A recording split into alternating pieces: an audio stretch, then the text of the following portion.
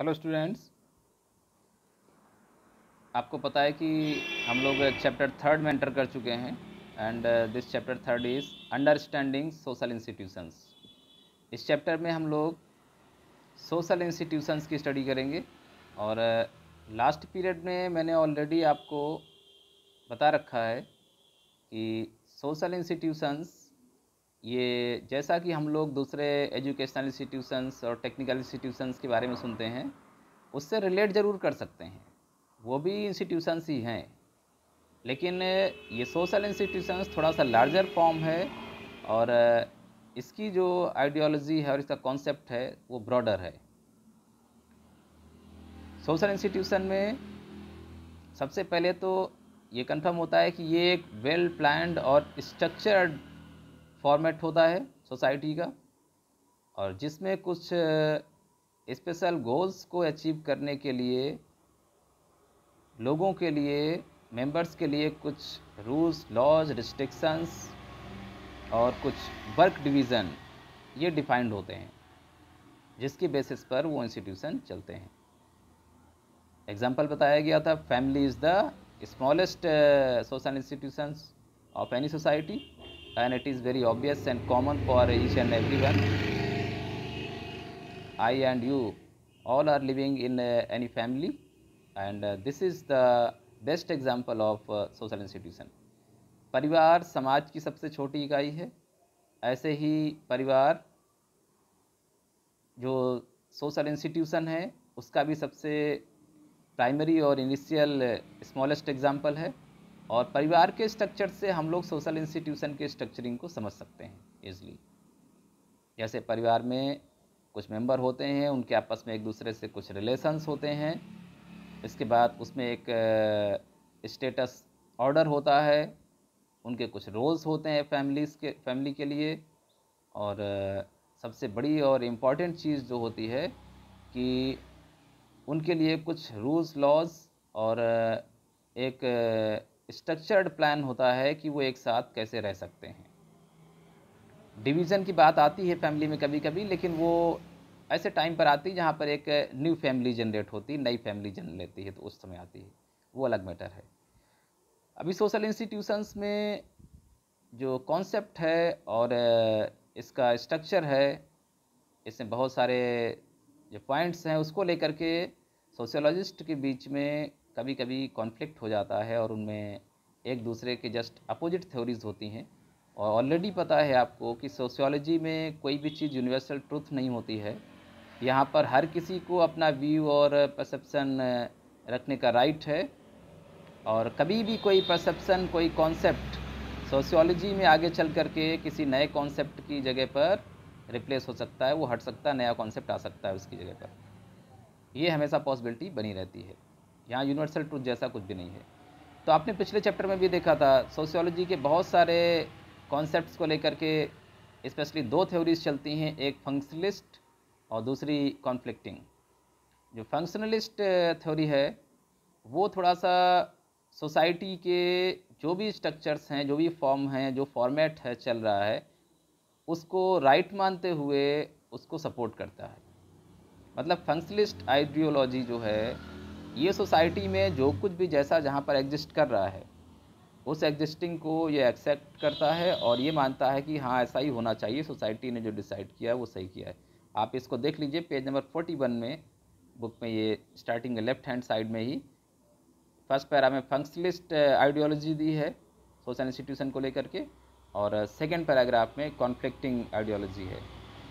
देखिए साफ साफ इसमें लिखा हुआ है, a functionalist view understand social institutions as a complex set of the social norms, beliefs, values and role relationship that arise in response to the needs of society। वो साफ साफ एक्सेप्ट कर रहे हैं फंक्शनलिस्ट सोशियोलॉजिस्ट कि जो social institution है ये एक बड़ी ही कॉम्प्लेक्स, जटिल व्यवस्था है, जिसमें कि कोई भी समाज अपनी आवश्यकता के अनुसार इसको बनाता है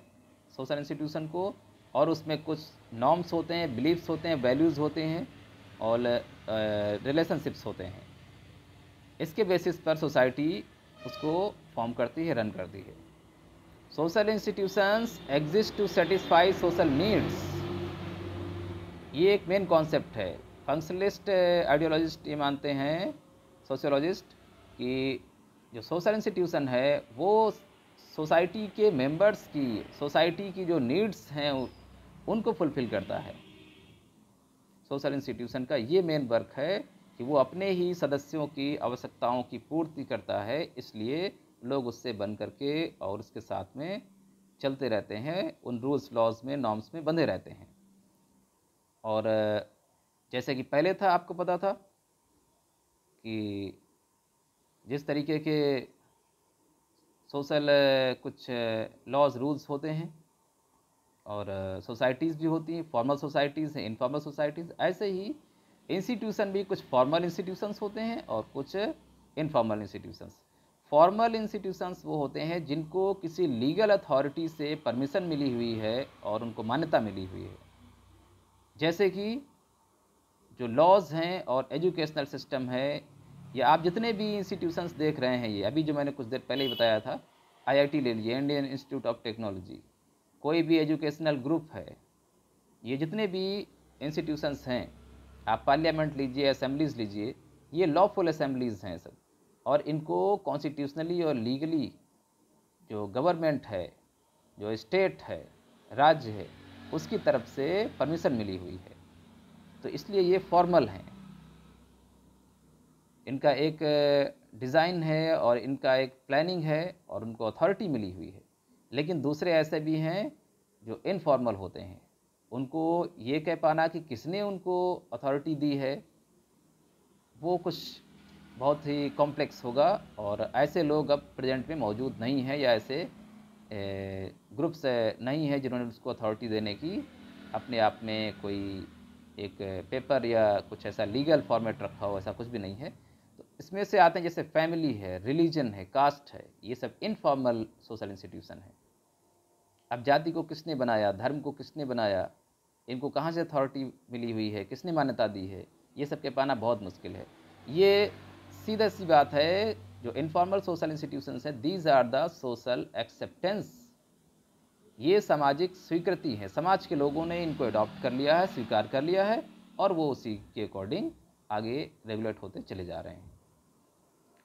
इसी फॉर्म में आप देखिए जो कॉन्फ्लिक्टिंग थ्योरी है वो जस्ट अपोजिट है। देखिए क्या बोलते हैं ये लोग नेक्स्ट पैरा में, a conflict view holds that all individuals are not placed equally in society,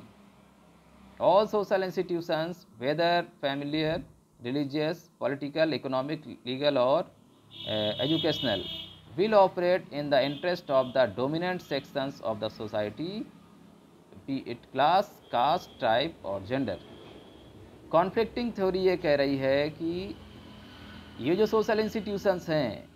ये सोसाइटी की नीड्स को पूरा करने के लिए या लोगों के कॉमन एक्सेप्टेंस से, सर्वसम्मति से नहीं बने हुए हैं, ये तो किसी डोमिनेंट सोसाइटी के द्वारा और पावरफुल लोगों के द्वारा, डोमिनेंट जो सेक्शंस हैं सोसाइटी के, उनके द्वारा बनाए गए हैं। उनका मानना है कि फैमिली ना, अगर उनके नज़रिए से देखें, कॉन्फ्लिक्टिंग अगर आप व्यूज़ से देखें, तो इसका मतलब फैमिली का कोई स्ट्रक्चर नहीं है, उसमें कुछ ऐसे रिस्पॉन्सिबल और पावरफुल लोग हैं और डोमिनेंट लोग हैं जो उस फैमिली के स्ट्रक्चर को बना करके रखे हुए हैं, उसको ज़बरदस्ती फॉर्म कर रखा है। और वो एग्जाम्पल भी देते हैं